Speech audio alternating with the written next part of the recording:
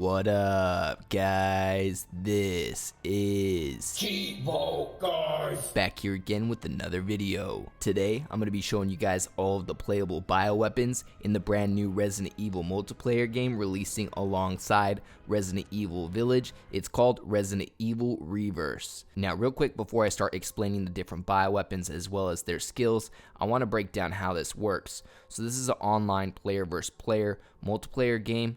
Basically like a deathmatch style Resident Evil online game, and what happens is when you die you turn into a bioweapon, and the bioweapon that you transform into is going to depend on how many virus capsules you collected while you were alive.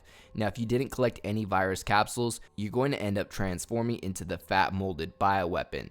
Now, each bioweapon has an LB skill and an RB skill. Now, I'm going to be showing you guys some of my gameplay footage of each of these skills. The first one being the LB skill for the fat molded bioweapon. He has a self-destruct skill, which does exactly what it sounds like, self-destructs. So basically, as you take more damage, that orange area in the middle of your bioweapon is going to expand, and if you get it to max capacity, then the blast from your self-destruction is going to be much more effective.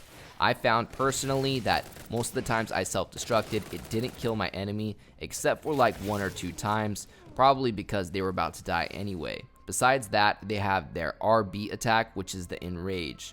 Neither of these attacks or skills are too great, and that's just because this is the entry-level bioweapon. A lot of the other bioweapons for 1 and 2 capsules are much better in terms of, skills, attacking, and ultimately getting kills. Now I'll go ahead and activate my Enrage so you guys can see what it looks like. As you can see, your bioweapon starts to sprint much faster, and your cooldown meter is going to be on the lower center screen. So once that expires or depletes, your Enrage is going to be over. So yeah, mostly this just helps with chasing down your enemies. If anything, you want to just spam the right trigger when you're using the fat molded bioweapon just to spam some attacks, because he does have a pretty quick attack with those swings. And next we have the Hunter. This requires you to collect at least 1 virus capsule. If you collect 1 virus capsule, you're either going to transform into the Hunter or Jack Baker. Now the Hunter's first skill is with LB, and that's the Devour skill. This is going to open your jaws and engulf your enemy, especially if they're about to die and have low life. This will trigger an assassination animation, basically like a little animation of you killing them. This animation will only be triggered again if they're about to die. This is the right trigger attack. It swings his tail pretty fast and pretty effective. The good thing about it is it knocks down your enemy, so if it knocks them down, they're not capable of shooting you, and you kind of just spam your right trigger attack. You can also mix in your RB attack, which is your acid spray, basically spitting up acid at them, which is pretty effective as well. If you can learn to combine his right trigger attack, his LB, and his RB skills, this bioweapon can actually be pretty effective. As you can see, I've already racked up 3 kills with him. And then next we have the RB attack. I mentioned this briefly. It's the acid spray. You're going to spew a glob of stomach acid at your opponent. You can actually execute this skill quite a lot just because it has a pretty quick cooldown.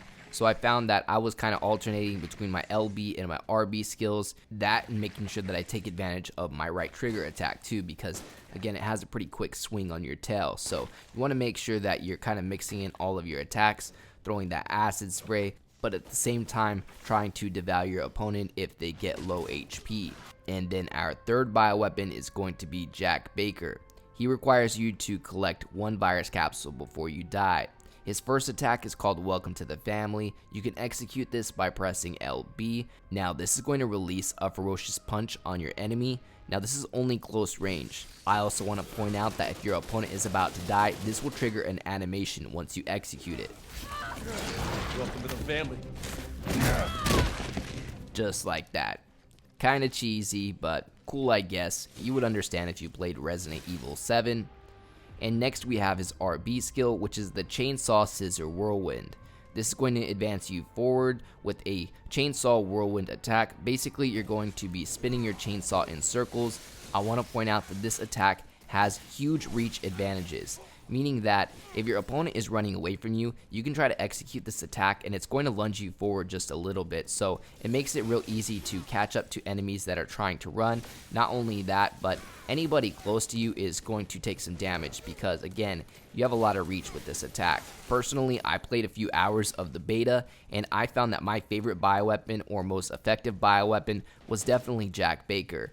And that's saying a lot considering that Nemesis and Super Tyrant require you to collect more virus capsules, but I just found that I got way more kills when I was playing as Jack Baker. I'm telling you, it's just those chainsaw scissors are absolutely beast mode. They have huge reach advantages. Anyways, next we have Nemesis. Nemesis requires you to collect 2 virus capsules before you die, and as with the other bioweapons, you have 2 different skills to choose from, your LB skill and your RB skill. His LB skill is called Pursuing Tentacle, and basically you have these tentacle spikes come up from the ground. This attack actually deals a lot of damage. I found that I was able to rack up quite a lot of kills with this one, especially if you end up in a busy area where you have 3 or 4 different people fighting in close combat. You may just want to execute this skill attack to try to kill a few enemies at the same time. And next, as you can imagine, they have the rocket launcher. This is his RB attack. The Nemesis wouldn't be a Nemesis if he didn't have a rocket launcher. So, as you can imagine, this does a ton of damage. You just need to make sure that you hit your opponent. It's pretty much a one-shot kill if you could pull it off. On top of that, the cooldown period for the rocket launcher isn't too bad at all. Now, our final playable bioweapon is going to be the Super Tyrant. To transform into him, it's going to require that you collect at least 2 virus capsules before you die. Now, his first attack is the Dashing Strike. You can execute this by pressing LB. If you happen to execute it on an enemy that is about to die or has low HP, then this will trigger an assassination animation. For example, this is what it looks like.